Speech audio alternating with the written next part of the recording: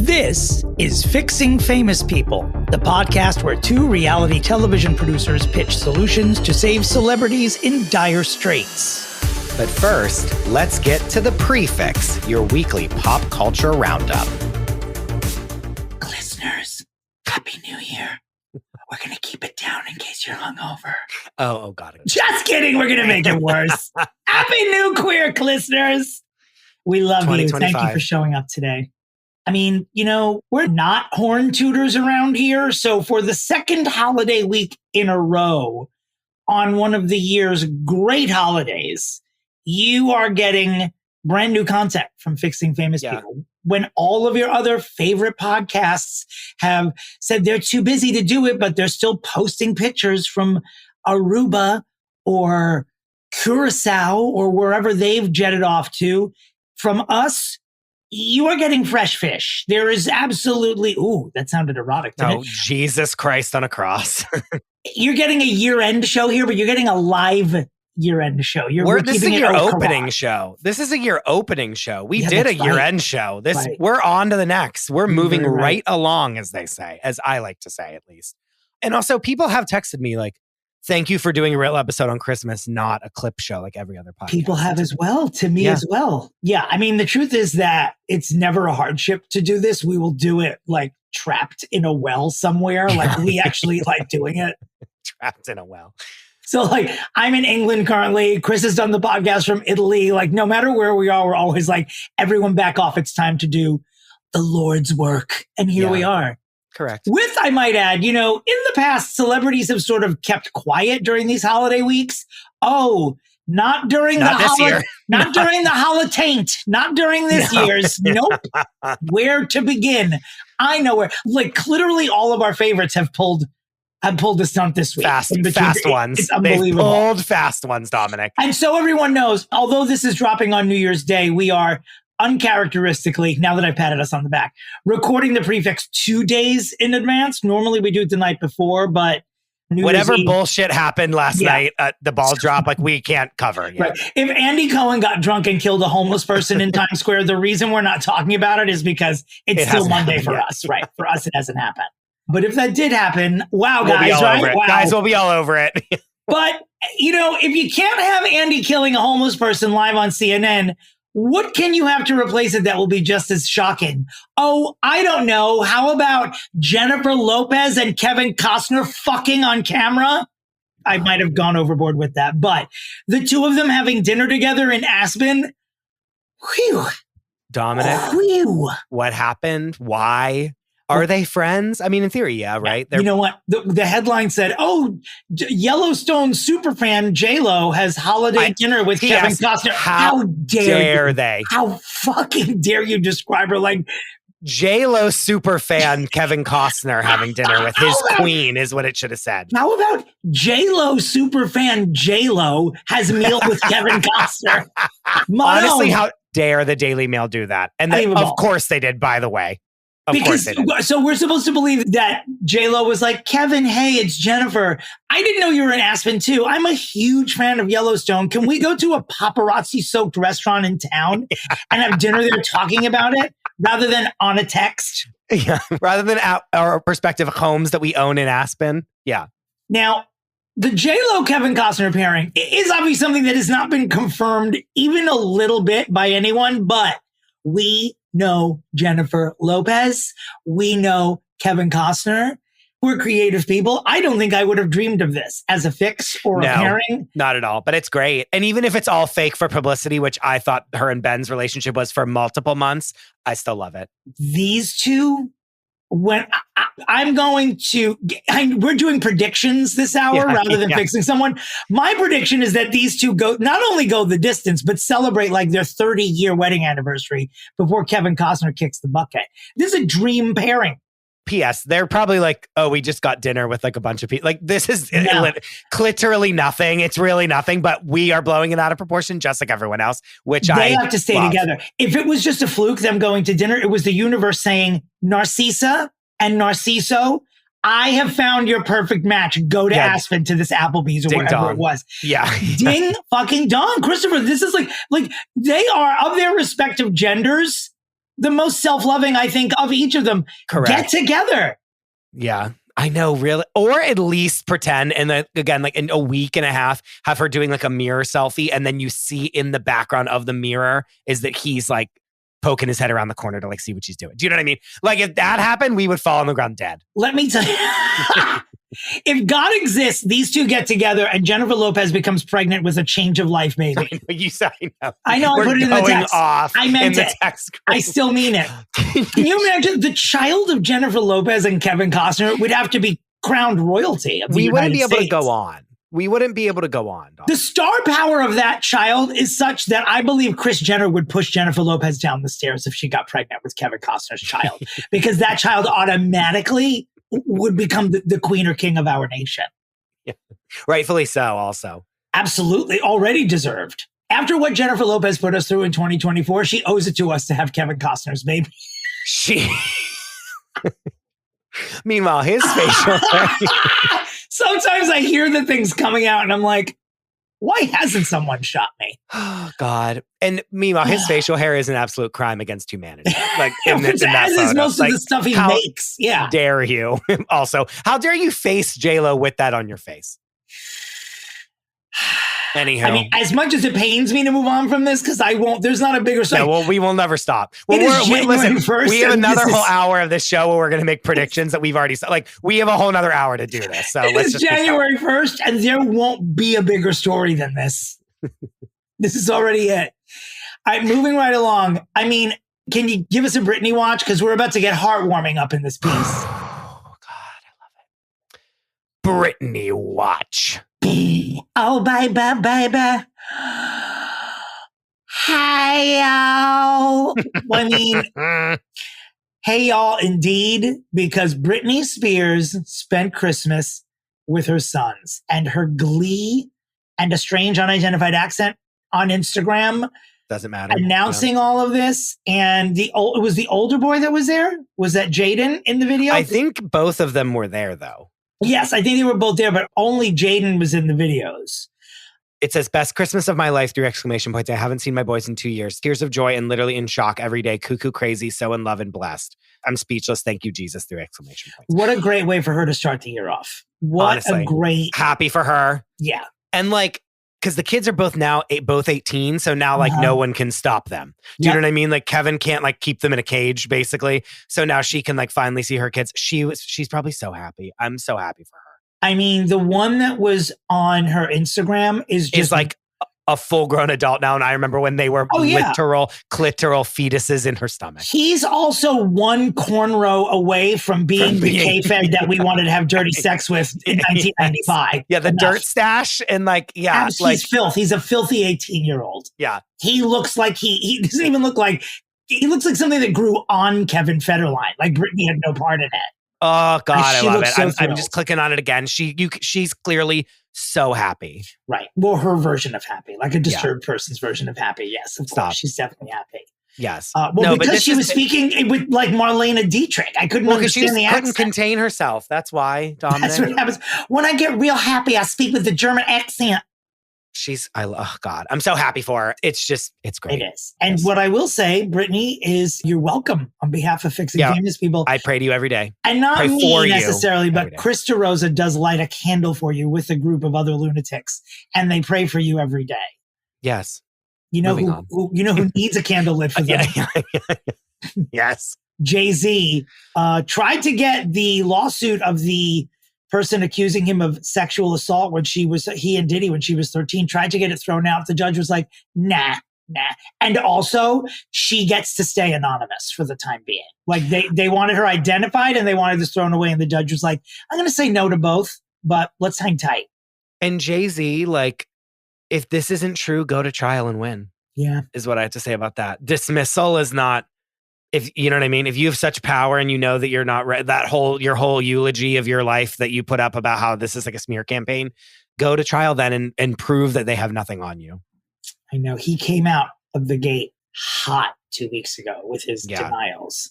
A little too hot, if you ask me. To say that he has a lot to lose, he doesn't have more to lose than anyone else who's being accused of sexual assault, but it's like its entire brands, hundreds of employees, then billions of dollars, like this all, and as it should, if he is guilty, it all goes away. So this is quite something. To be honest with you, I thought that he would somehow be successful in these pretrial things and dispose of this quickly.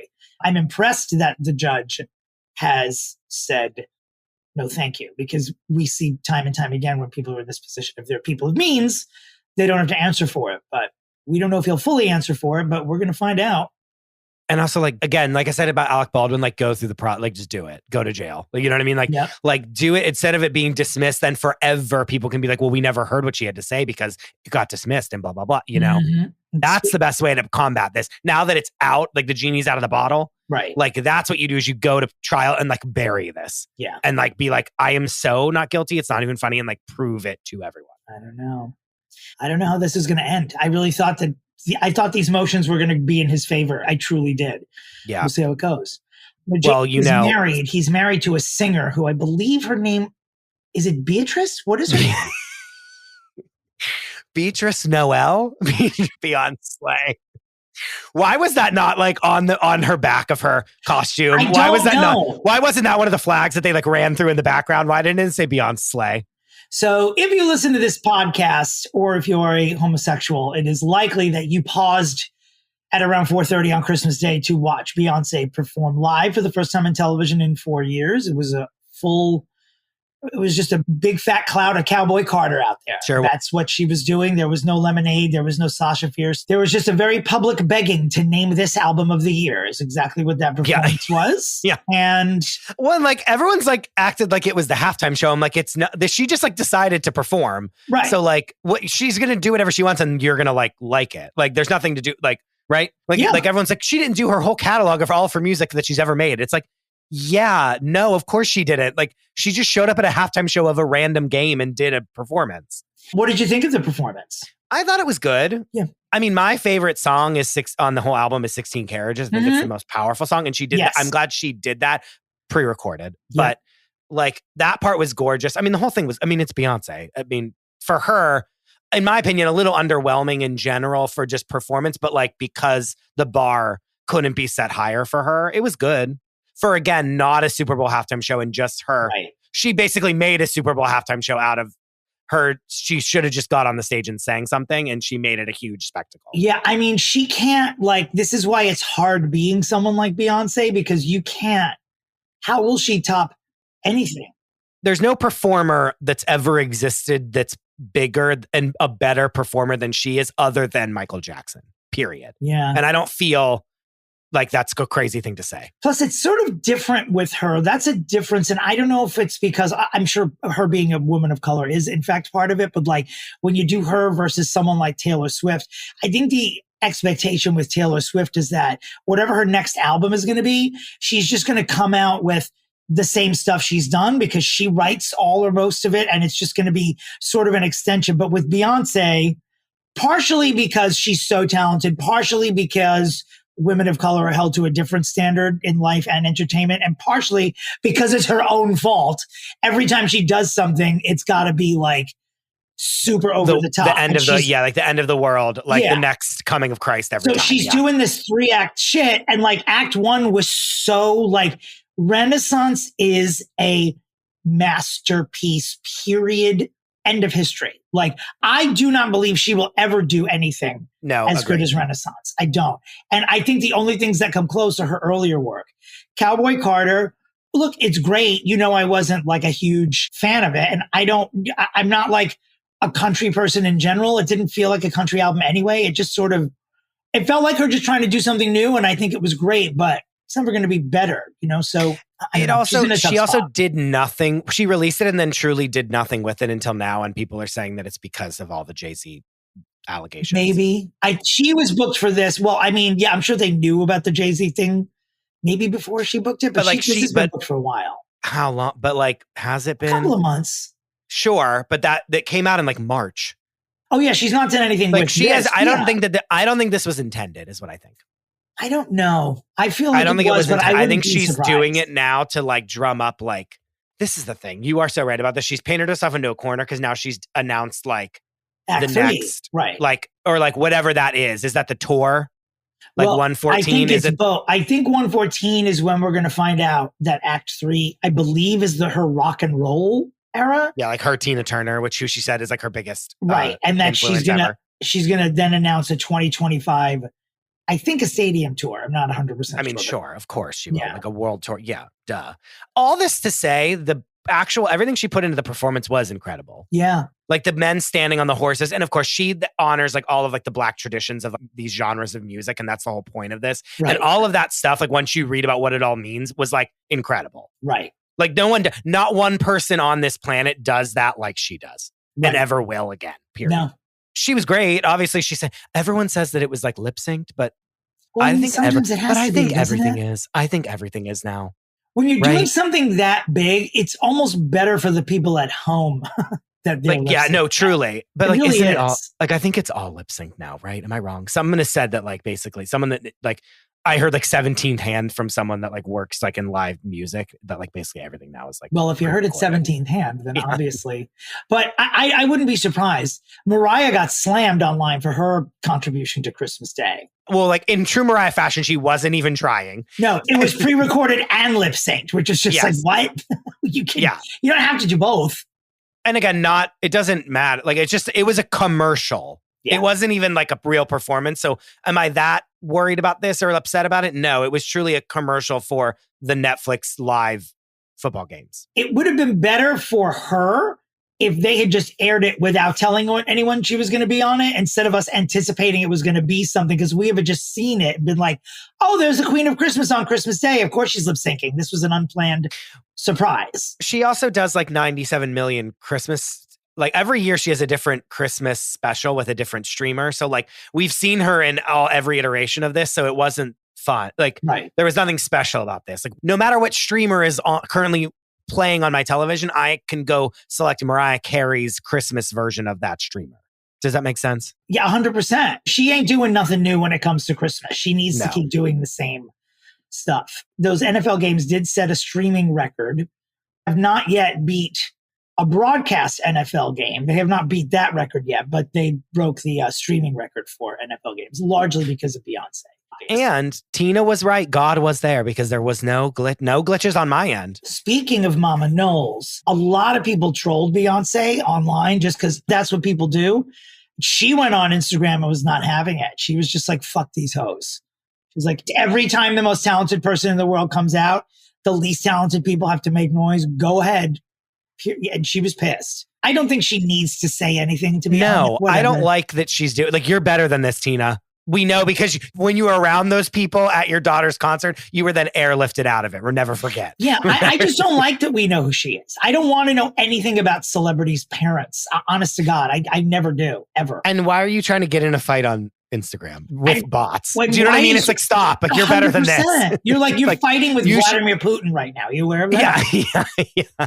It's like she should be like, God was there, wasn't it? Was there any glitches? No. And one more, if we're gonna troll, if we're gonna harp on Tina for a minute, I know you're a good mom. You gave birth to the most talented person who's ever lived, or one of them, but you all don't have to dress alike when she performs. It's not this isn't Halloween. It's not Halloween. It's not Disney World. You don't all need to dress like Colonel Sanders. Only let Beyonce do that, please. Colonel Sanders. They really were all backstage in the white. I was like, this isn't even like stunty. It's just ridiculous. You could have worn jeans and been more comfortable. It's Christmas. She should be rising above this and being like, y'all are haters. Like, not like this long. It's just, was she hacked again? You know what I mean? Like, is that what's going to come just next? Mentally. Yeah.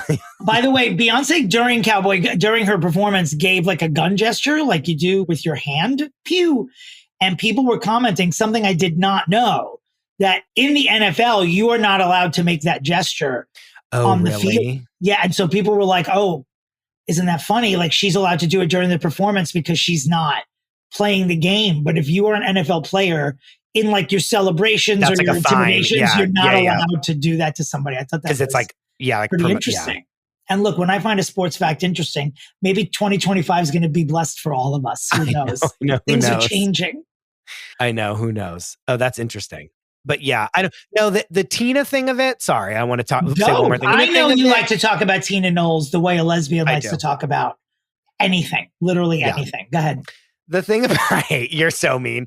The thing about Tina is... lesbians like monologues. I've established this many times. I'm aware. I've heard your holiday show 4 times, Dominic. I know what you mean by that comment. Okay. I'm not whatever her name was, Xena Warrior Princess Lover. That's Gloria. Fan. That's Gloria. Gloria, yeah. How dare you? 1, how dare you? 2, when Tina goes and is like, why didn't everyone like think this was the best thing that ever happened? I'm like, that's showing your ass of like, they expect us to like bow down to every single thing that Beyonce does. Do you know what I mean? Was it a great performance? Yes. But like, people will not like it no matter what you do. And so you need to just be at peace with that when you're like at the tippy top of fame.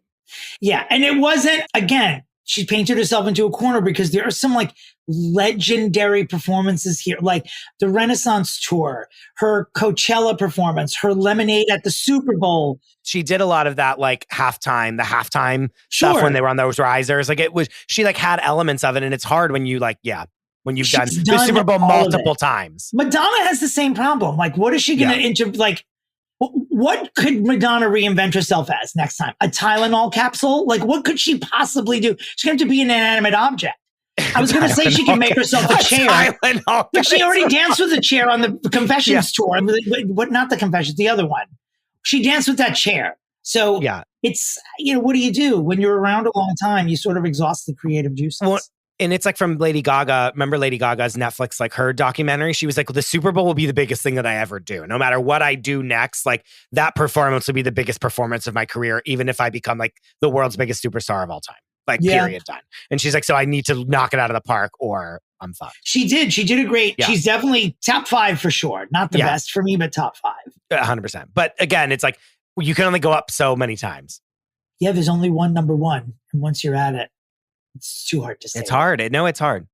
She did great though. I'm excited. I want her to go on tour with the album because I think it'll make all of us like it more. Like a lot of us will like have a better, like once seeing her perform it live with many artists, it's like, oh, I actually like really like the song way more because I watched what they did with it live and that made me, you know what I'm saying? What I don't want is just a whole tour devoted to it and then like another tour devoted to the rock album. Like I want the tour to be together. These next 2 albums. Like I would love for it to be Cowboy Carter and Rock of Knowles. That's what I'm calling it. Rock of Knowles. You're on a tear today. Rock of Knowles. Oh my, that Greg, Samaya, get on it. First one of 2025, baby. Rock and Knowles, maybe? Rock of Knowles. No, Rock of Knowles. Like Rock of Love, but Rock of Knowles. Hello. Who wants a nominee for Best Photoshop 2025? Get on it. Thank you. January 1st. Rock of Knowles. I want there to be a Cowboy Carter Rock of Knowles joint tour. Like, let's do a half and half. Let's do a 3-hour. And then, while everyone is still with us and kicking, then after 2025, we then need to maybe take a break. And then in 2027, do a Destiny's Child reunion tour. Just do it while everyone's in their early 40s so we can like not, you know? Yeah. Do it before Michelle Williams only falls down, not just something that she does occasionally.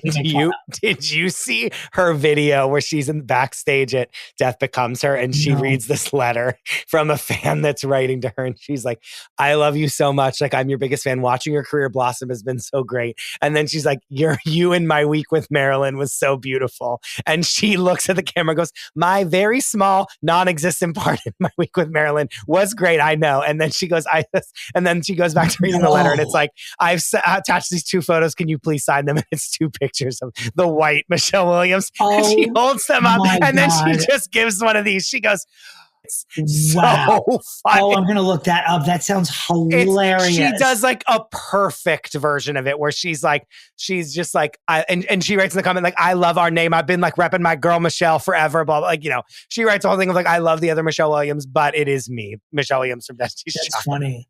And there's neither one of them ever did anything different to their names or weren't forced to, I guess. Like, remember when Vanessa Williams for a time was known as Vanessa L. Williams because there was already an actress named Vanessa Williams who was on the original Melrose Place, like the first and second season. Yeah. Okay, so you don't remember, but it was sort of a thing when like she was already like a known quantity and became a star. Well, and that's like a SAG. It's like a SAG thing. Yeah, too. And then had to change her name to Vanessa L. Williams. It was very weird. That's why Michael J. Fox is Michael J. Fox because there was already a Michael Fox in daytime soap operas. And without that J, would he even have become a successful? Would he even be a celebrity today? Would he indeed? We got to move on. We got shit to talk about. This Justin Baldoni, Blake Lively thing continues to be a fireworks story that won't stop. Trial of the century, Dominic. It's OJ's back. It's trial of the century. We're going to be talking about this every week for the whole rest of the year. We definitely will. But the big headline this week is really just a promise of chaos to come, because his lawyer has said a countersuit is coming, and basically is like, it's going to blow the lid off her, off you, off your grandma. Like, they're like, you have no fucking idea what's coming. You want to play? Let's play. Now, is 80% of this braggadocio? Probably. Yeah, retaliation for her being like, no more Justin coming into my dressing room to cry. Yeah, 100%. Yeah, like he is. But anytime Justin did anything mildly suspect or cringeworthy, all of those moments in the 20 years of his career are now readily available on TikTok. Well, he's getting the Blake Lively treatment is what's happening. And then some. I mean, he's getting it. He's getting both fists up there. That he is like, this is not a game. They are ready. No, she got the fist last year. There's no doubt. Yeah. And they're both of those fists wearing Thanos' glove. I mean, he is getting it. They are. Ooh, that was so erotic. I'm sorry if I turned anyone on with that. Dominic. Happy New Year. This is a bloodbath. This is going to be an unclitigated. So then you go on to call it a bloodbath, and I'm the problem. Okay. Goodbye. I have to leave. So go ahead. No, he's fucked. This is going to be. We're going to be talking about this this in the Diddy trial. This show is going to become a court TV, basically. She, to me, though, is the Great Dane, and Justin Baldoni is just a Chihuahua in this scenario. He's done for it. He's done. No, but she's not getting out of this unscathed either.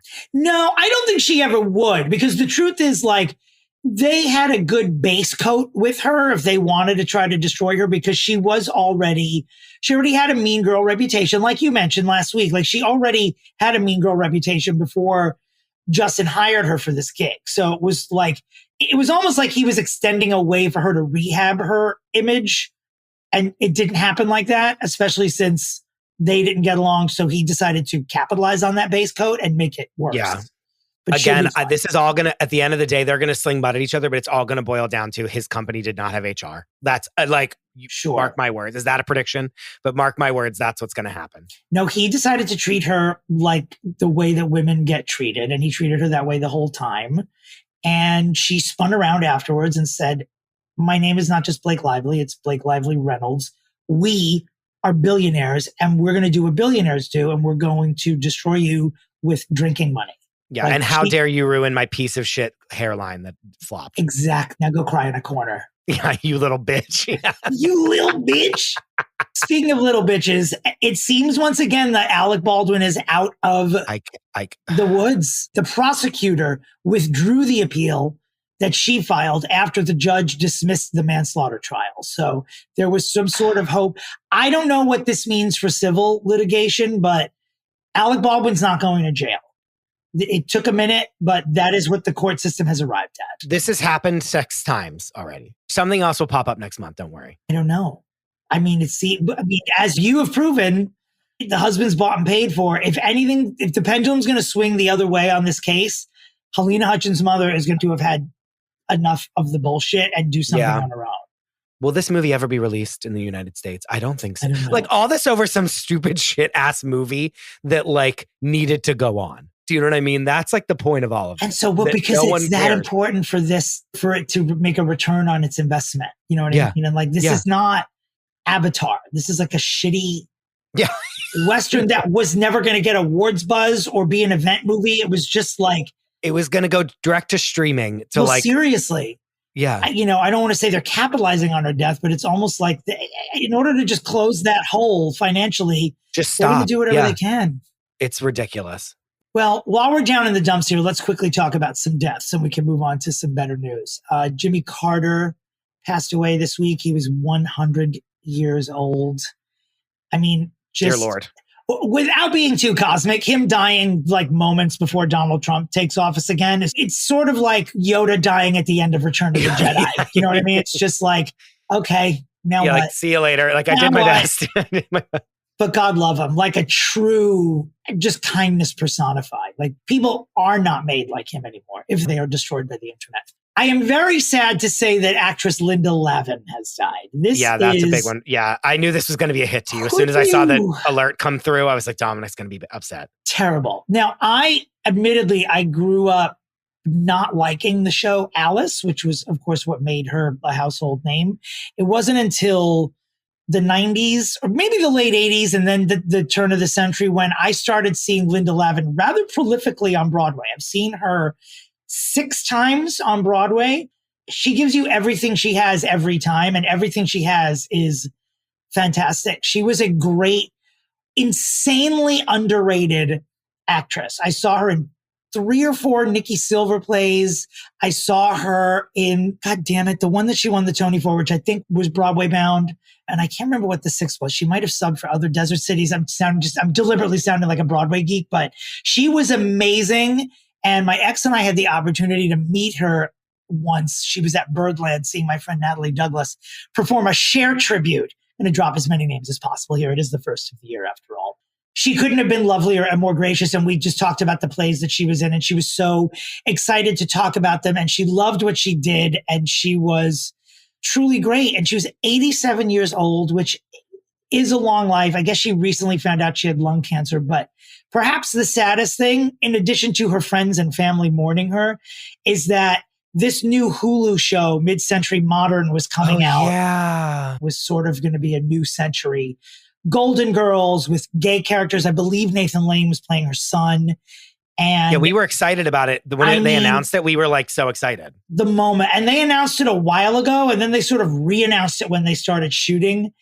And that makes me so sad because this was going to be fucking funny. And I'm curious to see if they'll recast and go forward. My gut is that they will. She would have wanted that. I'm sure we want that too. But if there's an episode or 2 in the can, it would be absolutely lovely for us to see it. I think because she has fans, like a lot of them. So yeah. Bless you, Linda Lavin. Thank you for all the laughs. I'm sorry I didn't like Alice better, but your stage work was really phenomenal. Dominick, without you liking Alice. You think she'll be okay? I think she'll be able to rest okay in the beyond that you didn't like.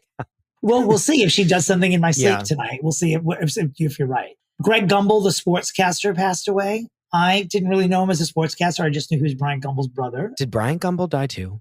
No, he's still with us. Who died? If he dies tomorrow, people will line up outside your door that's with so sad, palms. It is sad. He was 78. And Olivia Hussey, who won a Golden Globe for playing Juliet in the We watched that version of it in high school when we were reading Romeo and Juliet. Isn't that insane? Yeah. Also, what a great last name. Yeah. Olivia Hussey. Beautiful. Hussey. And she's been in the news recently because it was only like 2 or 3 years ago that she was considering or maybe did file a grievance about their treatment as minors on the set by director Franco Zeffirelli. You know, because there's some racy material in that movie that I think they didn't know about. Yeah, and like her breasts were like atop her shoulders the whole time. Yeah, she's like because they didn't even they drop were like yet. at her throat. I remember us all in high school being like, "Whoa!" Like, do breasts drop like testicles? I can't. No, I haven't seen a pair in a long time. Oh God, no! But I remember it being like, "Whoa!" Yeah, and she was a kid at the time. She was like 15. Speaking of breasts, has anyone seen Kim Kardashian's new video for Santa Filthy Baby? What is wrong with her? I don't know. Is she? This is what I think happens to her, and this is probably what happens to anyone with that kind of money. Is like, oh, no one's talked about me for 7 minutes. Let's do something ridiculous that no one asked for, and then just does it. And like Skims is like exploding. Like if you go into a department store, there's an entire department of just Skims. And they have a flagship in New York now, don't they? Yes. Like she's like winning at everything else. So she's like, don't forget that I'm also a dirty slut. Like that's like, which is like so like, she's like, let's not forget how I got all this fame. And like, why? She like wants to be like, do you think she sends 5% to Ray J's cock? Do you think that Ray J's cock has an account so she could literally make the checks out to Ray J's cock? This is a bit racy. Maybe this is what we're doing for 2025. We're going to be more adult. We're going to be like an Instagram story with a green circle around it. But like, what's the point of this? This is the thing. I don't get it. Like, what's the point of it? And then it's Macaulay Culkin is like bad Santa, like filming her with a camcorder. Like, what the hell is happening? It's useless. I watched it one time. I will not watch it again. And I feel like every time she does something, I feel like it's just some woman rolling around looking at me directly in the eye saying, look how much money I can waste for no reason. Hold on. How's middle class? Dominic, here's where it all makes sense. She recorded it during a season 3 episode of her family's Hulu show. Goodbye. End of conversation. Okay, this was just a every scene time she for takes a dump, it's for the show. It's still so yeah. But it's a Travis Barker produced number. Okay, it looks like a senior film that I made in like 2012. Do you know what I mean? That's it. Maybe that was the senior film and she just dubbed herself in like they did with Christopher Plummer in that Kevin Spacey movie. Sorry to say, it looks like Travis Barker, Christopher Nolan, you are not. Thank you. Wendy Williams in the news a second week in a row, which I don't mind when it's something hilarious. And this week it is. Last week she was at her son's graduation, tearfully attending her son's graduation with family. And we saw some videos afterwards where she looked pretty good. She looked pretty peaceful. She definitely looked better than she did during that goddamn documentary. This week we see Wendy in the middle of the street in her scooter screaming at her caretakers for directing her to the wrong car and leaving her shit on the side of the street.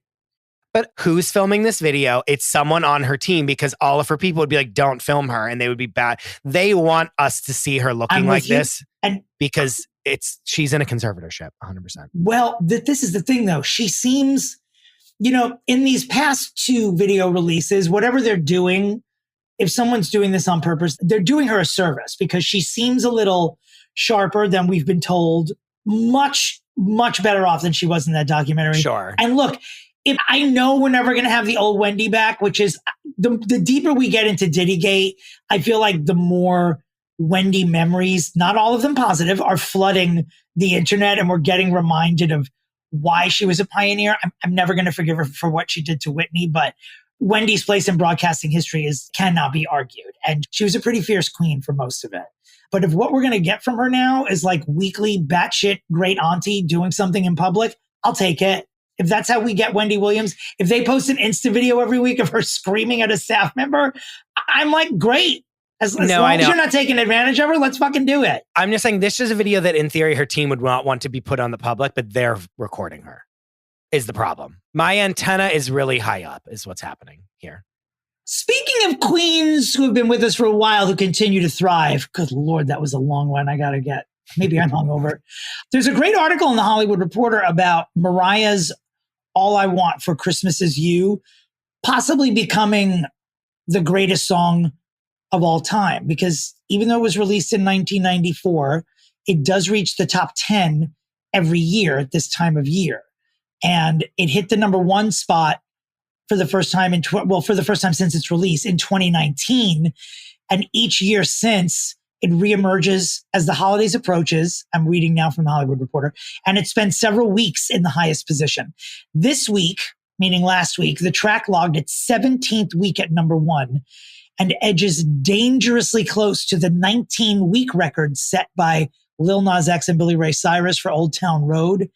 And of course, Shaboozie's A Bar Song. It could tie that record this year. By next year, it will almost certainly break it. And Mariah will have, chart-wise, she'll have the greatest song of all time. I mean, listen, I've listened to it since I was 4 years old and it's still a bop. Yeah, it really is. And she really I was listening as we were listening to Christmas music, obviously during the holiday. I was thinking like, there's very few people that come in with new Christmas songs, originals that like make their mark. Sure. One of which being Kelly Clarkson's Underneath the Tree. Yes. Which I really like. I love. I mean, to me, that's a standard. It belongs in between Frosty and Rudolph. Yeah. As does, and I noticed this year, Cher's DJ play a Christmas song was more ubiquitous than it was last year when it came out. I felt like this year people are just expecting to hear it. There are many gay artists who play that song as their walkout music in their holiday shows. I have to leave. I really have to leave. Another one I will say that doesn't get enough play, big surprise here, is Britney Spears' original Christmas song, My Only Wish This Year. Beautiful Christmas song. That's a good one. Not one of my faves. Not one of my favorites. I won't skip it, but I'll listen to it once and then skip it after that. But that's it doesn't get what it deserves. But yeah, like there's very few, like think of like current artists that have like a Christmas song that becomes like a standard. And I feel like she was the one that like in the 90s, like had us starting to do that again versus just covers of every single famous Christmas song. Does that make sense? Uh-huh. Listeners, we can't shut up this week. So if you've noticed, this episode's mostly Pre-Fixe, but we'll give you 5 minutes of predictions in a little bit. We're doing predictions as we go, but like there's a lot happening. All right. So I don't know that there's really more to say about Luigi Mangione this week, other than he's still gorgeous and also a murderer. Please not forget that. But now, for him being in the jail with Diddy and their lawyers being married, like whatever, I guess. But now it turns out that the judge doing all the pretrial shit for his case is married to a former Pfizer executive, which is the exact type of person that should be recusing themselves from this trial, because this is a person who, for better or worse, has put everyone who works at a pharmaceutical company in the C-suite on actual red alert. Like, these people all travel with security now. This judge has to step down, or otherwise he's going to go free. Now, for sexual reasons, of course, I'd love for him to go free, but he does have to go to jail. I'm on record saying that. Like, it's got to go to jail.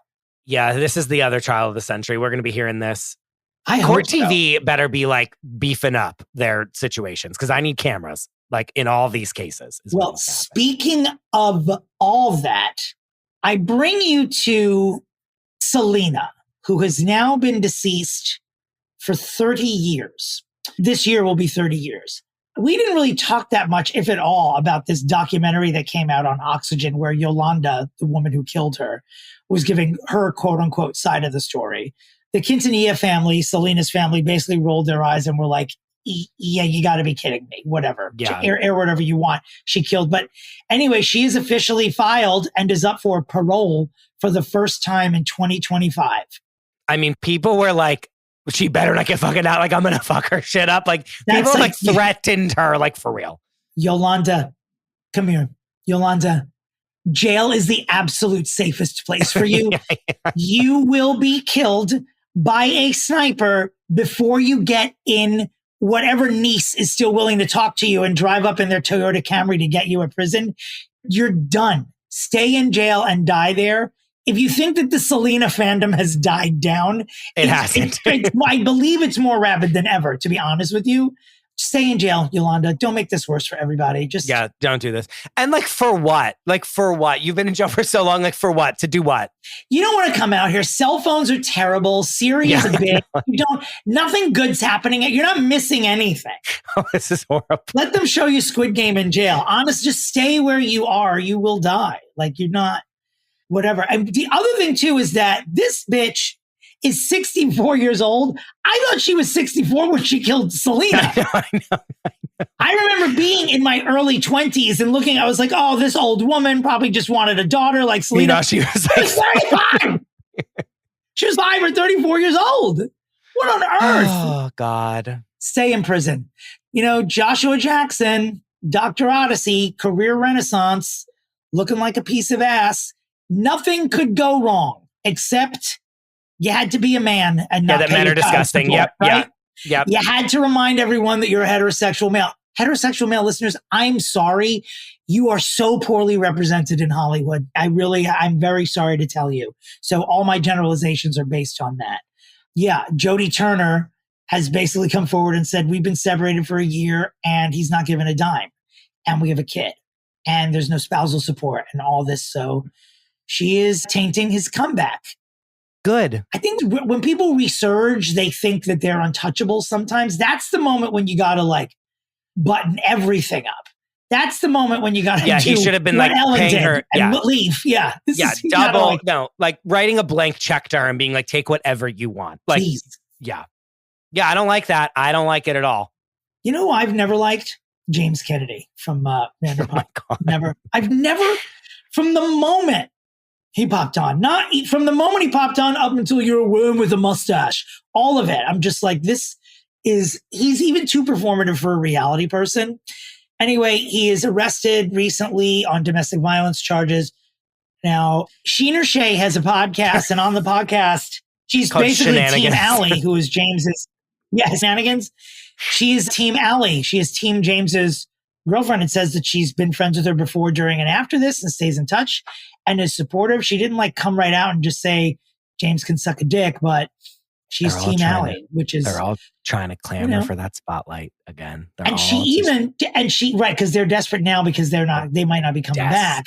As the elders. They're not. They are not on the show. But she also, period. I keep forgetting that Raquel dated James. I keep forgetting that. That's our way into... Your dad wouldn't forget that, Dominic. I know he won't.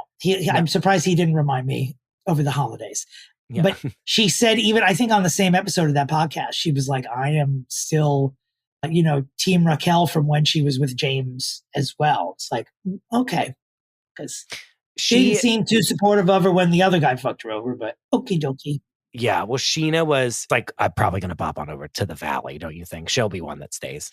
Well, she's definitely on the hustle for that to happen. Yeah, I'm sure they all are trying to do whatever they can. Did you ever watch Cobra Kai? No, I'm honestly a little bit offended that you even put this in there. I thought you might be, but I put Cobra Kai in there the same way I put Yellowstone News in here. I don't watch these shows, but there are people very close to me who I don't roll my eyes at, I might add, that watch these shows and absolutely love them. People you wouldn't think. People like us watch Cobra Kai. Maybe not Yellowstone, but yeah, it was loved. Ralph Macchio's still in it. He's 94 years old and still doing that thing where he stands on the beach pylon looking like a seagull. But whatever. I mean, a lot of people love the show, and so it's been airing like a 3-part finale season, which is very Netflix, longer than Cher's farewell tour. So part 3 of their finale season, finale for good, will be in February. And speaking of finales for good, I know we haven't spoken about Cher in a minute, maybe 5 minutes. So word is there is a studio album coming out and then one final world tour. How's she going to do it, Dominic? I mean, she'll be fine. She's going to be 79 years old on May 20th. Think about that. I mean, she could just stand there and sing. It's fine. She doesn't. Yeah. She doesn't. She's not actually going to do anything. She's going to stand there and sing the songs. Right. And Sherilyn does sing those songs, except for the chorus of Believe, which she can't sing because it's technically sung by a Dyson 5000. She sings everything else live. She always has. No, I'm ready. I mean, I think I need to come with you to this farewell tour so that I can experience it in person. You think you cried at Wicked? I cry when we enter the venue. I cry because I think it's the last time I'm going to see her. Yeah, I'll be there with tissues. Yeah, you saw me cry almost on Regis when she came up and touched me. Well, that's big though. That is big. And I thought that day, this is the last time I'm going to touch her. We'll see. Speaking of touching people, Kristin Cavallari. I've never been a big fan of hers or not. I don't know. Please, Laguna Beach was my DNA. It was aimed at you. A 15-year-old. Yeah. Are you kidding me? Yeah. Kristin Cavallari, former reality star who made Chris a homosexual, is in the news this week. She was on a podcast and just sort of identified Morgan Wallen as a reliable and prolific fuck buddy, which I was like, good for you. Because you know who else divulges information like that all the time? Me, Dominick Pupa. On this podcast. Yeah. So why shouldn't she? People were calling her a whore and stuff online. It's my only problem is that the only thing I know about Morgan Wallen is the video I saw of him screaming the N-word. Unfortunately, I will never be able to get that out of my head, even if he cures cancer. It's just the way my brain works. He's also not cute. Oh, I don't know. This picture I'm seeing of him, I mean, he's fine, but not he's dirty cute. He's a grown-up Jaden Federline. He's garbage. He's dirt. Sure. He's dirt. Stick it. Never mind. He is a loser. I know that much. Yeah. I mean, hats off to people who can scream racial slurs and then still become billionaires afterwards. If I did that at my job, this podcast wouldn't exist because I'd hang myself. Period. Yeah, he's a piece of shit. Anyway, moving right along. But good for you. Get that dick, girl. Brandi Glanville. Well, if you Google Brandi and Leanne, she posted on Instagram, remember the war between Brandi Glanville and Leanne Rimes for years? Well, they are just a modern family now. And Brandi and her parasitic face spent the holidays with her ex and everyone's just sort of hunky-dory. Someone tell Kathy Hilton who that is. But we are thrilled for her. She seemed fine. everyone seems to be getting along. I mean, when you're Leanne Rimes and your husband's ex-wife shows up with a facial disease, that obviously puts you in the catbird seat at the holidays, especially when you're at your house. But you're feeling good. And in other attempts to stay in the news, Brandy has let us all know that she has not had sex for a full year because the facial paralysis, the paralyzing parasite, has ruined her desire to have sex with people. She doesn't want to show up. Okay. With that face. I'm not going to lie. Eddie Cibrian, although he is a dog of a human, can get it from now until death. So hot. Yeah. It's like, wow. And getting hotter. And Leanne looks great. Leanne, speaking, you want to know who doesn't have a facial parasite? Leanne. Yeah, Rimes. She's never looked better. She's on the list to be fixed with a special guest. I understand Brandy's pain, though, with that face. I understand not feeling sexy about something. Like, if a Grindr hookup showed up at my house and their pictures were like Brandy from Beverly Hills and then Brandy Now showed up, I would be like, you've been fraudulent with me. Yeah. You should have been upfront. In fact, the next time someone shows up at my place from a Grindr hookup and they don't look exactly like their pictures, I'm just going to scream the words Brandy Glanville and then I'm going to shut the door. That's horrible. I know. Please record it. Anywho. Oh, Clisteners, we finally reached the end of the Pre-Fixe, which is 80% of this episode. After these vital messages, Christopher, Louise, and I will be making some very important predictions that we want you to write down so you can DM us through the year about how wrong we were about them. Because we don't care. Right. We don't. Or right. I told you this, but over Christmas, my sister was like, someone said something or I said something that was like insufferable on purpose. And my sister went, geez, Louise. And then she looked at me again and she goes, actually, no, leave Louise out of this. And we like hysterically started laughing. And I obviously sent you an unhinged voice memo. I want to know what was the over the top thing you said? Dominic, something I say on this, who knows?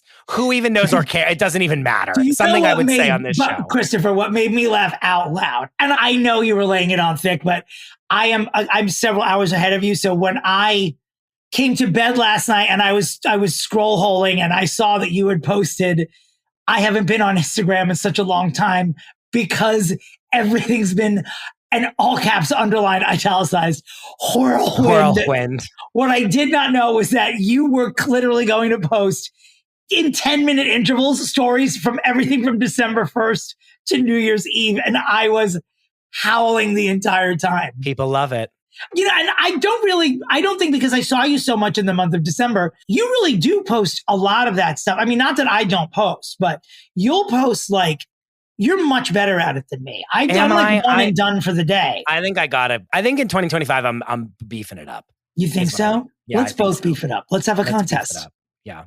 When you were like, I'm within 4 followers of you now on Instagram. You said that when we were sitting in the Philadelphia train station.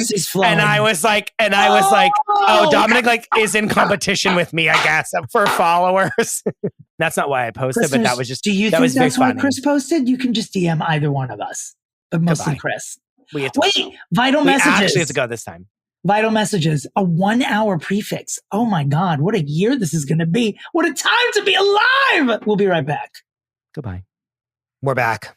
The way that I am set up in my hotel in London, my mouth is aimed directly at the door of my hotel room. And my hotel is sort of like on the stuffy side. And so I cannot imagine what all these people need to hear. As I said earlier that my mouth is aimed at the door. And what did you say, Christopher? I said people are going to be walking by thinking, why is that woman being murdered in this hotel room? Sir, we heard a woman being choked to death. Oh, no, that was, that was a grown man laughing. Don't worry about it. On a podcast. With a light-up microphone used for teens playing Twitch. Oh, my word. Oh, my. All right. We're here to make some predictions. And I don't know what order in which we want to do this, but here's one that popped into my head. We're going to willy-nilly this. I think we just do it. I think we just throw them out there. This is what I think.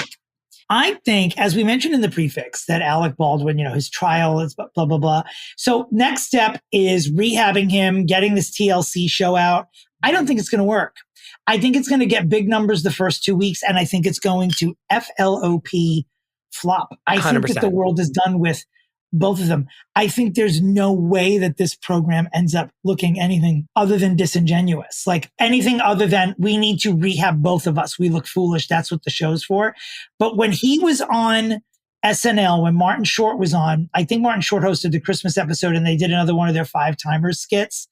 When Alec Baldwin showed up in his 5-timers jacket, I feel like the energy was not good from the audience. I feel like they were like, you need to take a fucking break, man. Like, take a break. You were up our ass as Donald Trump for all those years. And then you shot someone and didn't like gracefully say, I'm going to take a break from the spotlight. I feel like people want him to take a break. Even though he's gotten away with whatever he's done here, I think he needs to disappear. I think you're right. I think that the TLC show, because they were filming it during all this, right? If they filmed it, they say that they filmed it already. So like they were filming it during the fucking trial. So like one, if they don't talk about that on the show, it's crazy. And then two, no matter what, whatever his opinion is of it, it's going to be bad. The show is going to fuck them. I have some of a prediction that it never airs. I wouldn't be surprised. I don't think it'll ever air. Because they say that they've shot it, but we've seen zero things of them shooting it somewhere. And they're like around, like they're out in the world. Like we would see them at a dinner together being filmed. Do you know what I'm saying? Like, I'm wondering if TLC is planning some sort of rebrand because with their current lineup, it's a very strange place for the show to air. Yeah. And I say this, putting myself at risk, of course. I have a years-long relationship with the people who run TLC. It's only been wonderful. I did Long Island Medium there and several other shows I executive produced, and they were not like the Baldwins. It just seems like a strange. Their lineup currently is a strange. So I'm wondering if they're doing a rebrand around this show. But weirdly, it fits because it's like a zany family that's too like crazy to believe. That's how the one teaser made it seem, which like makes it hard for me to believe that the trial's Alex even in it. Yeah. Yeah. Or they're going to talk about the trial, but like I need a shot. I need a interview bite of Hilaria being like, we're going through so much. We're at the trial. It's crazy. Like, but no matter what way they play it. What's the American word? The courthouse. I'm at the courthouse with his lunch salad. I make him grilled cheese today. And I wonder if they want to be smart, they will expose her for being such a lie. Like they'll show the tells of her knowing she's a fucking liar on the show, which is like what we want. But I'm nervous that they're like executive producers and they'll sanitize the whole thing. But either way, they're going down. Because if they sanitize the whole thing, it's bad. I think they'd make the wrong choice if they had it control. I think that they're obviously too narcissistic to make the right choices. Yeah. He lost me when he did that 2020 interview and was like, I didn't even pull the trigger. I was like, goodbye, sir. Like, what are we, this is what we're going to, oh, so you were pointing it at her, but you can't be charged with anything because you didn't pull them. Of course you did. Stop. No, you are right, though. The show will be if it airs, it'll be the downfall of both of them. The first week, everyone will be curious, but how are they going to sustain the first 2 episodes? And then I don't need to see anything after that, obviously. Duh. Right? Yeah. Alec and Hilaria are actually people I'd rather see dramatized in a Ryan Murphy series than watch them in real life. Yeah. Feud Hilaria versus the internet. That's what I want to see. Planet Earth. Yeah. Who shall we tackle next? We already said in the Pre-Fixe that, like, obviously, trials of the century 1, 2, and 3 are Diddy, Blake Lively, and then what was the other one? Was it the Rush trial coming back? Jay-Z? Jay-Z, yeah. Like, those are going to be reported on every week. Like, 100%. We're nowhere near out of the woods. For years. I mean, I think there's a way that when there's a countersuit going on, and if you're an attorney, DM me and tell me I'm an idiot, but these things can go on at the same time. You know what I mean? Like these people can sue each other. It'll be in the same trial. It won't be like one trial has to end and then Justin sues her. No, I think it's like one in tandem. I think it's like one. Well, on like the People's Court, that's how it happened. Right. Wouldn't it be great if Marilyn Milian were the judge? Could you see her screaming at Justin Baldoni? I can't. You know what, Justin? I'm doing this longer than you're alive, son. Shut your fucking mouth. God love her. She doesn't get enough press, actually. Judge Judy sort of steamrolled that whole genre. Yeah. Judge Marilyn is feist. And she's like fun. I don't know. She had a fun situation about her that I liked. Can we do Celebrities People's Court? Why aren't we doing that? Oh my God. Can you imagine? Well, isn't that essentially what Court TV is? Blake Lively is the plaintiff. She accuses her former boss, Justin Baldoni, of coming into her dressing room and crying without consent.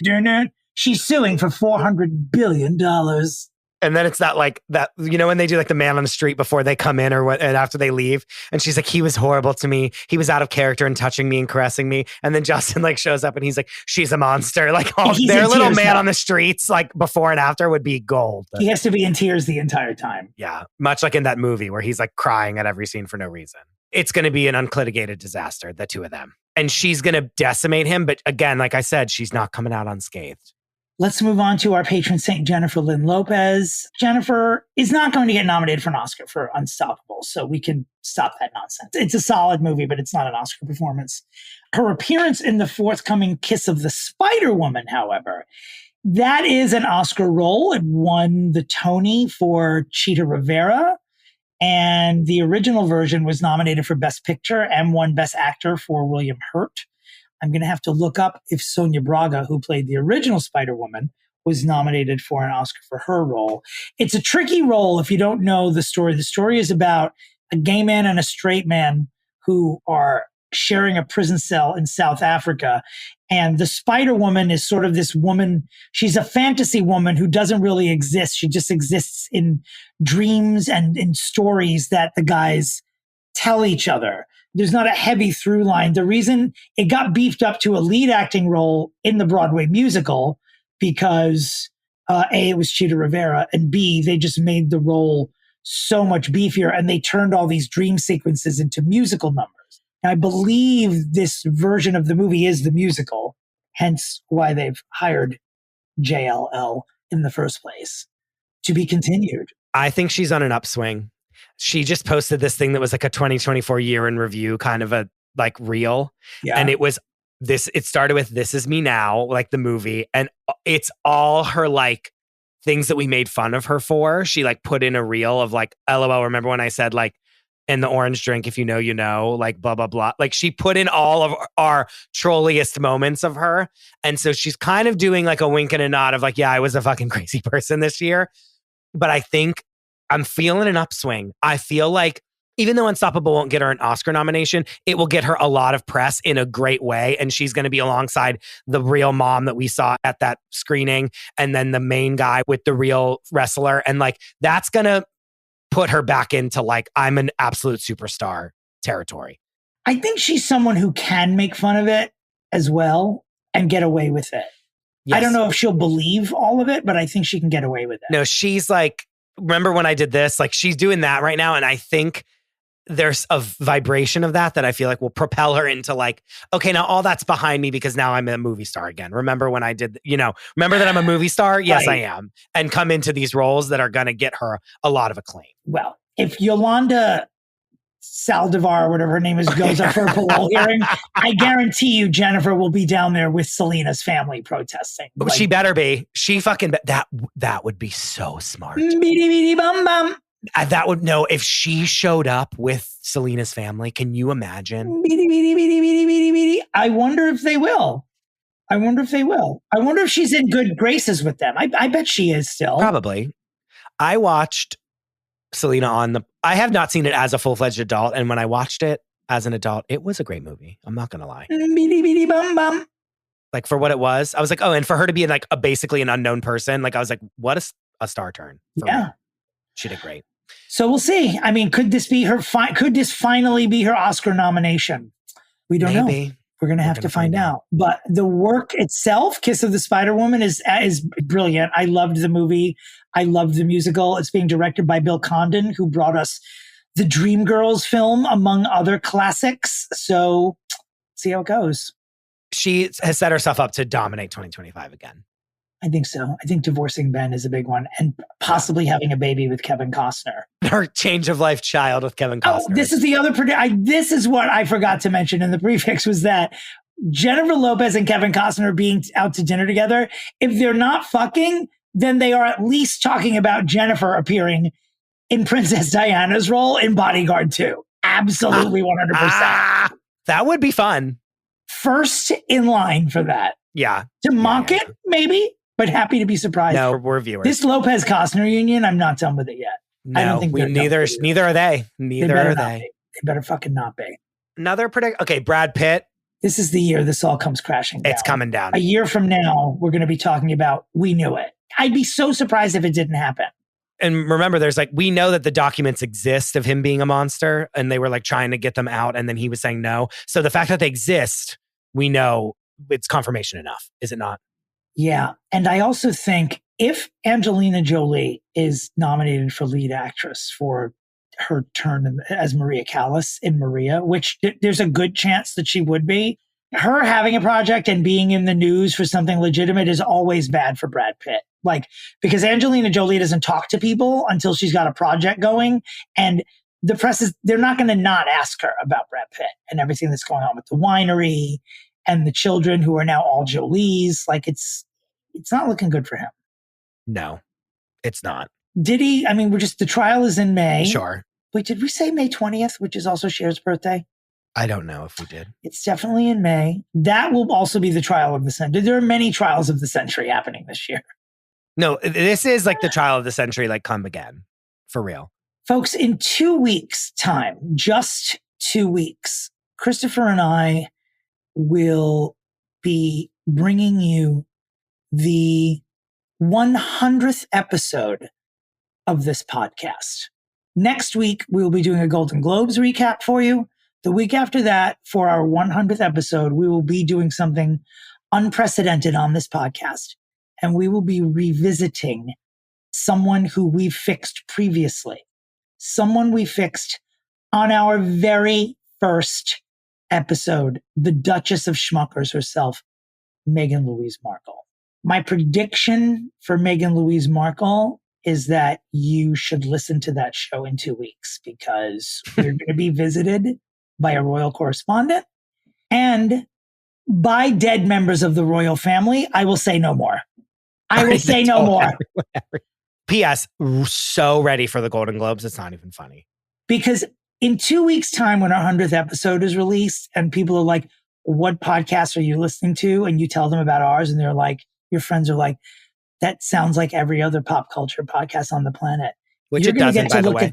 You're going to get to look, which it does not. It does not. People love our concept, by the way. DM me all the time. You should look at those people and say, I don't know what podcast you're listening to, but let me ask you this question.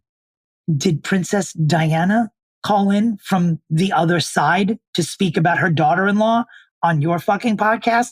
She did not. Now, I will say no more. Yeah. I've said too much. Well, okay, what other predictions do I have? I think that people think that this Blake Lively thing is going to expose the PR world of these smear campaigns. And I don't think that it is. It's so funny that you say that because when this story broke weeks ago, I felt that way. I have since decided that I don't feel that way. I don't think it's going to blow anything up. I think it's going to still continue to happen. Yeah. But this week, there's a lot of stuff we didn't discuss during the Pre-Fixe about. There's a lot of names in the Blake Lively, Justin Baldoni saga that also came up when Olivia Wilde was being put squarely on the shit list during Don't Worry, Darling 2 years ago. Mm-hmm. A lot of the same people, there's some sort of connection where the woman who's writing all of these smeary articles, her sister. It's her sister is that woman the campaign that's helping the opponents. Yeah. It's something very dirty. So but this particular agency PR, might go away. Isn't that what this is? How many shows have we watched where it's I got my link at the Daily Gazette and I'm going to get them for, you know what I mean? Yeah. I don't know. Yeah. I mean, I think the whole business is incestuous like that, but I don't know. I don't think anymore that practice going away. There's no Hollywood after that. It's just part of the smoke and mirrors. It employs people. I'm interested to see because that Melissa Nathan's defense is we didn't ever have to enact our plan, which at the end of the day, then makes them win. If it's if for at least that portion of it, when it's you did this smear campaign and they can be well, we actually didn't do any of this. No, that's saying I bought explosives with the express purpose of blowing up a building. I didn't get a chance to do it though, because the building burned down before I got to do it. Okay. Yeah. It's still bad, but it's not that might be you're not at fault for this crime then. Do you know what I'm saying? I do. I don't know. It's going to be interesting. It's going to be interesting for sure. I'm trying to think of other predictions for celebrities. I don't really have, I thought I was going to have Oscar predictions, but I don't. I haven't finished watching everything. Yeah, me either. I need to see more of the stuff.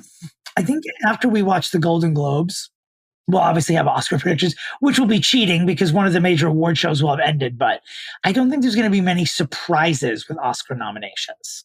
I think that Ariana Grande will win for supporting actress, but I think that Cynthia Erivo will be beaten out by like either like Pamela Anderson getting a career Oscar or Angelina Jolie winning for this Maria Callas movie. Maybe. The Mikey Madison from Anora is also really good. And there's competition there. Nicole Kidman is sneaking from behind with Baby Girl. A lot of people are like, she might get her first Oscar in 20 years for this. But I think, you know what I mean? Like the competition for Cynthia is so much harder than 100%. That's why they moved Ariana out.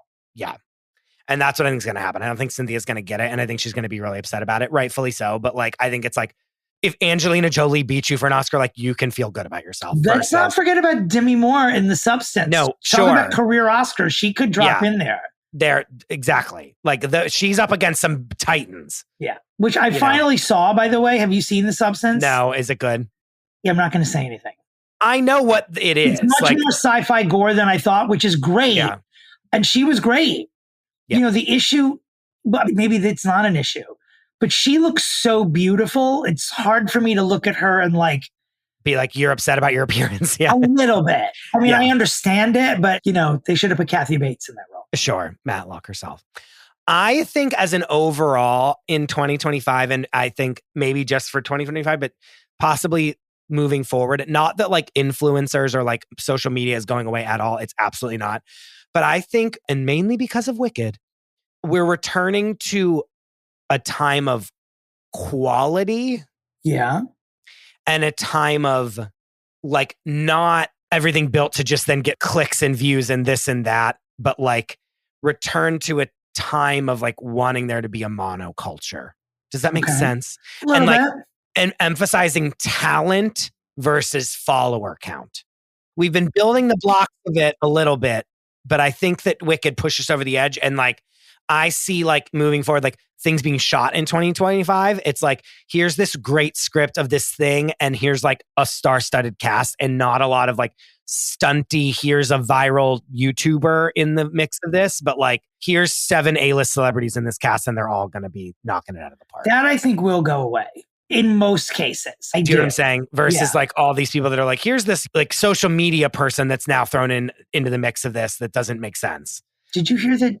I heard this rumor that Jake Paul's going to fight Conor McGregor next somewhere, I think in Europe. And it's going to be Conor McGregor's going to beat the shit out of him. Well, if he doesn't go to jail, because he's also up for like a billion assault charges. But they're each going to make $250 million do it. I mean, of course they are. That's what fights are. That seems excessive. It's crazy. But it's just because the betting on it is it makes them so much money. And it's so quick. Do you know what I mean? Like, it's so, like, it's really just a fight for. I never understand why they make so much money in boxing. Like, because people bet so much. There's so much betting on it. That, like, the money that they will make from the bets is then I so should high. Learn how to box. If you just have to work one day a year. Can you imagine? Is there a slap league?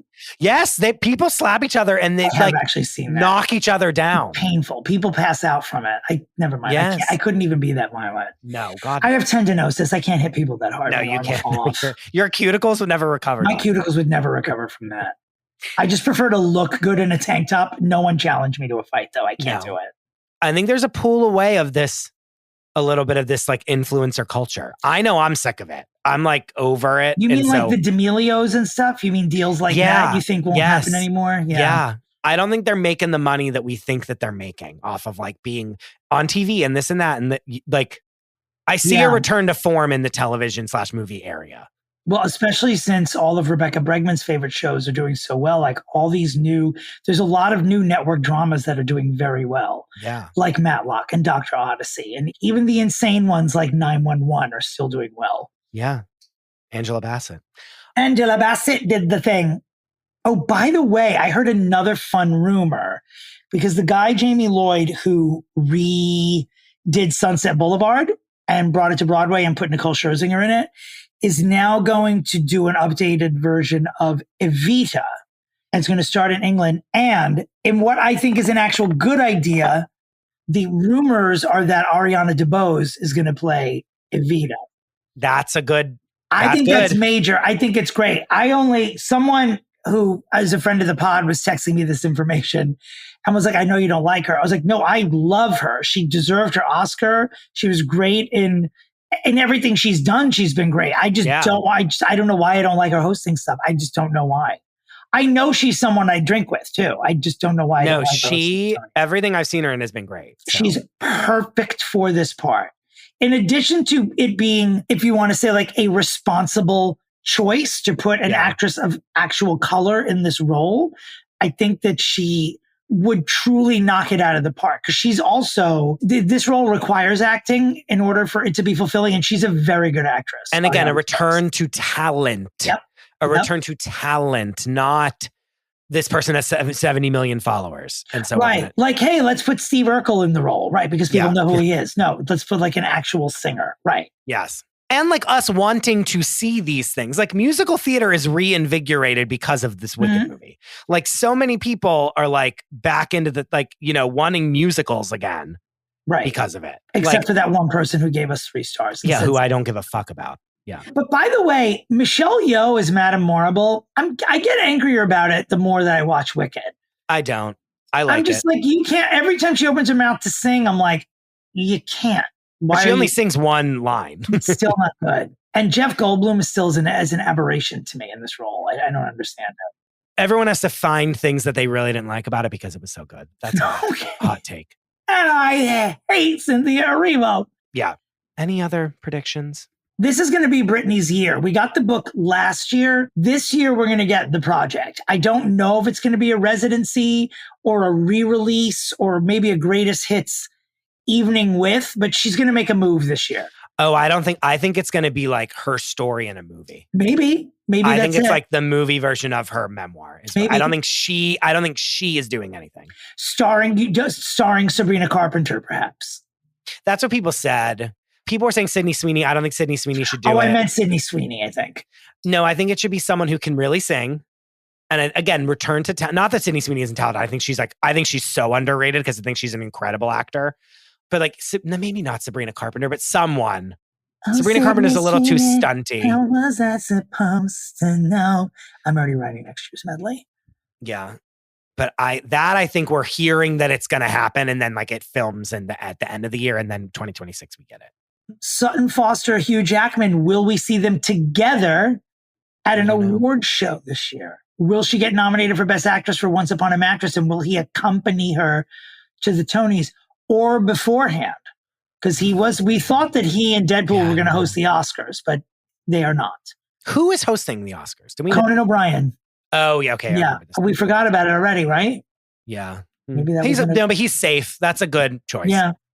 I think once the Diddy trial starts, Justin Bieber's going to sing like a canary and tell us everything. I mean, the minute that this happens, it is going to be like Casey Anthony / like meets OJ Simpson. Yeah, like level of like the whole world is going to grind to a halt once this trial starts because it's going to take down so many people.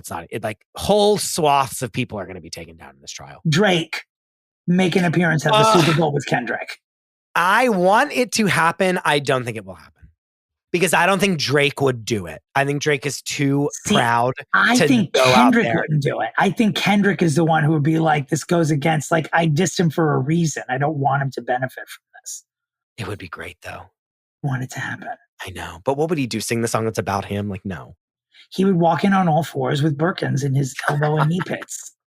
I need to post that picture. I still need to post that picture. We have a photo of that in actuality, and it's gonna in Photoshop actuality, not in our fantasy world of actuality. Right. Yes. I have a prediction, Dominic. I predict that I'm gonna have so much fun doing this podcast this year with you. Oh, I bet that's gonna come true. I think the same of myself, actually. We made it. Did I tell you that my mom called me as she was listening to us like thank each other for doing the show together? And she's like, I'm crying. And I was like, I have no cry. And like, I got the phone. Oh God. Well, We made it, Joe. We did it, Joe. Stop. We have to stop saying that. I don't think I ever will. You know what? I'm going to stop saying it when Kamala texts me back one time. That's it. I didn't get a text post-election like, sorry, I texted you every goddamn day. Thanks for all the money. And also, we tried, but thanks for being there. Where's that text? Where's that text? Where's the digital thank you card? Yeah. I mean, I'm already done being mad about the person I voted for not winning, but let's be a little courteous. Also, not hot take, but like you texted me every fucking day for money, but you couldn't text me like what your policies were and what you thought about things. Thank you. That's all. That's all. You couldn't text me that Joe Biden couldn't feed himself since 2022. You couldn't tell me that. Yeah. Kidding. Come on. Anyway. We love you, listeners. Happy New Queer. Stick with us. Next week, we'll see you for the Golden Globes recap and then our 100th episode. Do you have a New Year's resolution? Anything you're trying to bring into the new year? Not even a resolution, but. I think 2025 for me is going to be all about magnificence. Okay. That's what I'm bringing with me. That's beautiful. Thanks. And you? My word for 2025 is ownership. Interesting. In the sense of like, I want to be owning the things that I'm putting my time into, much like I do own 50% of this podcast. So correct. You know what I mean? So like that is, I'm ticking the box by being here with you. But that I want more of things like this for me in the future. Well, you'll never own 51% of it. So cool your jets, bitch. You know what I want as a resolution? I want us to start a fake war that we can serialize on this podcast. Okay, I want people to think that we're enemies. Okay, great. That should be very easy for us to do. Okay, well, I mean, you know where to find us. Find Dominick at dominterry.com. You can find me at the DeRosa. You can find the show at Fixing Famous People. You can find the Patreon at patreon.com/Fixing Famous People. Who knows what's going to happen? And we're almost at our 100th episode. So 2 weeks. This is episode 98. And for those of you who've been here since the beginning, what's wrong with you? No, thank you. And you should go to a mental professional. You're a lunatic, and please don't go to a mental professional. Keep listening to this. Chris, is that an Emmy award on the bookshelf behind you? No, it's a something else that Hassan won, not me. Oh. Wait, I'll tell you what it is. Okay. It's a Telly Award that Hassan won. Isn't a Telly Award? Yeah. For what? For an ad? Some of his work. Yes. Wow. Yeah. I didn't know that your partner was an award winner. He's the award winner. I'm the nothing piece of trash. Yeah. Well, tell me about it. I was a television producer for 30 years. I got nominated for a daytime Emmy one time for the 2 months I worked on Divorce Court. That was nominated for a daytime Emmy? For Best Court Show. Jesus Christ. Well. So I'm Emmy nominated, which, by the way, it says in all of my literature. I just don't say it was for an 8-week for Divorce Court. Yeah. I've never been nominated for an Emmy one time. You should be, though. You should be given I've been nominated for a People's Choice Award, which isn't a real award. No. Wait, have you? Like the Real Housewives of New Jersey. I wonder if I don't think anything I've ever worked on has been, maybe The Bachelor was nominated for Best Reality Program there once. Anyway, well, here we are. Two losers. 2 years have gone by. We still don't know where Shelley is, but we're going to keep asking. I wish you well. And as always, where is Shelley? Where is this bitch? Happy New Year, everybody. Goodbye.